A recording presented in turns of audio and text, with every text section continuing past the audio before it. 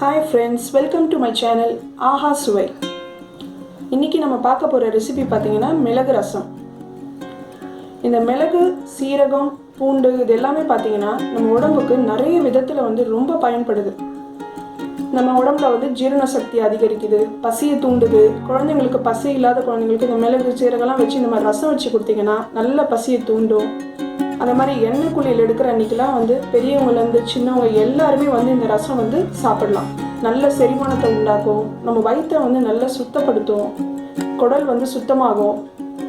அதே மாதிரி உங்களுக்கு பிபி எல்லாமே கண்ட்ரோல் ஆகும். இந்த மிளகு சீரகம்லாம் பார்த்தீங்கன்னா பிபி கண்ட்ரோல் ஆகும். பிபி கண்ட்ரோல் ஆனாலே நமக்கு சுகரும் கண்ட்ரோலில் இருக்கும். ஹார்ட் ப்ராப்ளம், கேன்சர் இது எல்லாமே பார்த்தீங்கன்னா இது எல்லாத்துக்கும் ஒரு பெரிய தடுக்கிற ஒரு விஷயம் பார்த்தீங்கன்னா இது எல்லாத்துலேயுமே இருக்குது. அதாவது ஆன்டி பாக்டீரியல்னு சொல்லுவாங்க, ஆன்டி ஆக்சிடென்ட்னு சொல்லுவாங்க. ஸோ இந்த மாதிரி விஷயங்கள் எல்லாமே பார்த்தீங்கன்னா பூண்டில் இருக்குது, புளியில் இருக்குது, சீரகத்தில் இருக்குது, மிளகுல இருக்குது. ஸோ இது எல்லாமே சேர்ந்து தான் நம்ம இன்றைக்கி ஒரு ரசம் வைக்க போகிறோம். ஸோ இந்த ரசம் பார்த்தீங்கன்னா நம்மளோட உடம்புல இருக்க எதிர்ப்பு சக்தியை அதிகரிக்குது. இந்த எதிர்ப்பு சக்தி தான் இப்போ இருக்கிறதுலே பெரிய பிரச்சனையாக இருக்குது. நிறைய பேருக்கு இந்த எதிர்ப்பு சக்தி இல்லாததுனால தான் இன்றைக்கி பல விதத்துலேயும் கஷ்டப்படுறாங்க. ஸோ அதுக்கான ஒரு புதிய ஒரு முயற்சி தான் இந்த மிளகு ரசம். ஸோ இது மாதிரி ஒரு மிளகு ரசம் எல்லார் வீட்லேயுமே வாரத்தில் அட்லீஸ்ட் ஒரு 2 நாளாவது வச்சு சாப்பிடுங்க. இந்த சளி, இருமல், அதெல்லாம் எங்கேயா வெளியில் ட்ராவல் பண்ணிட்டு போயிட்டு வந்தீங்கன்னா இந்த உடம்பு அசதி, ஜுரம் இந்த மாதிரி எது இருந்தாலும் இந்த ரசம் வச்சு நீங்கள் சூடாக சாதத்துக்கு சாப்பிட்டீங்கனாலும் இல்லை வெறும்னே ஒரு சூப் மாதிரி ஒரு கிளாஸில் ஊற்றியும் குடிக்கலாம். சூடாக ரைஸோடையோ இல்லை வெறும்னே நீங்கள் டம்ளரில் ஊற்றி குடித்தா கூட ரொம்ப அருமையாக இருக்கும். இது நம்ம உடம்பே ஒரு பிரிஸ்காகவும் எனர்ஜெட்டிக்காகவும் இருக்கும். ஸோ கண்டிப்பாக உங்கள் எல்லார் வீட்லேயும் இந்த ரசத்தை கண்டிப்பாக ட்ரை பண்ணுங்கள். உங்கள் எல்லாருக்குமே இந்த ரசம் ரொம்ப பிடிக்கும். ஸோ இப்போ இந்த ரசத்துக்கு தேவையான இன்க்ரீடியன்ஸ் என்னென்னு பார்க்கலாம். மிளகு ஒரு 1.5 ஸ்பூன் எடுத்திருக்கேன், பூண்டு ஒரு 10 பல்லு, புளி ஒரு சின்ன எலுமிச்சைப்பழம் சைஸு, தூளுப்பு 1 ஸ்பூனு, சீரகம் ஒரு ஸ்பூன் எடுத்திருக்கேன். அது இல்லாமல் பெருங்காயம் ஒரு 1/4 ஸ்பூன் எடுத்திருக்கேன்.